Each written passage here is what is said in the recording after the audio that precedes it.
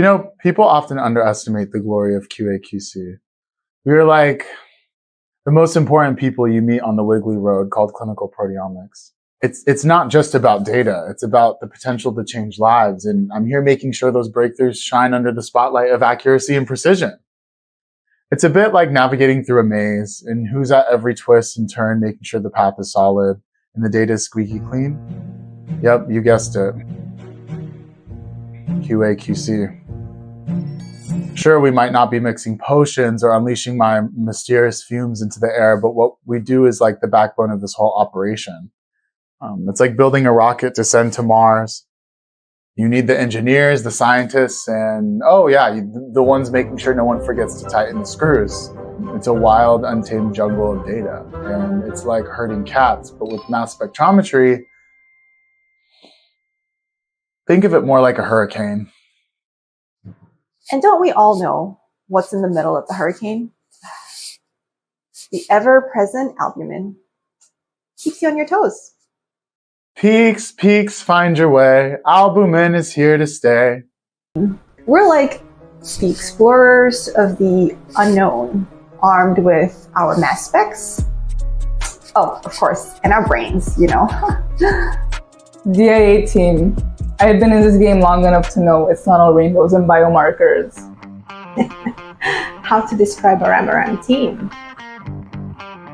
Precision scientists with a touch of class. Sure, we find them possible, but let me tell you, it's not all sunshine and breakthroughs. Some things are just impossible. Anything is possible. Oh, the MRM team? Each step, each movement, meticulously planned and executed. This is a confession room. Let me confess something. When a sample gives unexpected results, it makes me feel some type of way. Certain scientists on Twitter are saying plasma proteomics is boring. You know who you are. Biomarkers, you say? We don't just find them. We make them stand up and introduce themselves to us.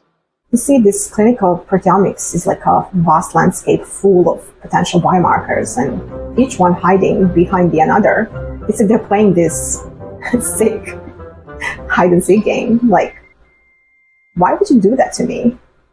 We're not just looking for biomarkers, we're finding them at a level of accuracy that would make a Switch watch blush.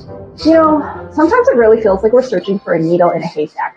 But you know what? We're not afraid of a little bit of hay.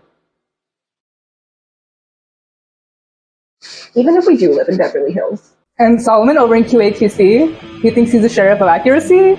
Well, guess what? Accuracy can be a pain in the neck when you're dealing with clinical biomarkers that don't want to be accurate. It's a tough job, I'll admit. Some may say it's like being the parent who has to make sure everyone's doing their homework. I am a new member to this team, and I have realized a thing or two. That thing or two, it's about how many SOPs you have locked down. If SOP was a tailored suit, would it fit everyone? I don't know. I don't know. It's like this third wheel in the scientific loop, and we just have to stick to it. Like, there are situations when it's really hard to know what quality control wants from us. Like, why do I have to document every time I touch a pipette? It doesn't make sense. There's just no way to know what goes on into a QA guy's head. We just don't have that technology. In the realm of clinical proteomics, the significance of data analysis complexity cannot be overstated. The importance lies in the potential impact on the patient's care, guiding clinicians for more informed decisions. What software do we use for discovery proteomics? Oh my gosh, there are just so many. Well, we have Skyline version 19.1, version 23.1, and Skyline Daily. It's a one software show. MRM team thinks they're better than us, always talking about precision. Precision is just a small piece of the puzzle. Sorry. Precision is the secret sauce. It's what separates the amateurs from the pros. The MRM team? Oh, they're just lovely people over there. But you know what? Let's face it. It's like comparing a gentle breeze to a hurricane. And we're the hurricane over here. You know, we got those big guns.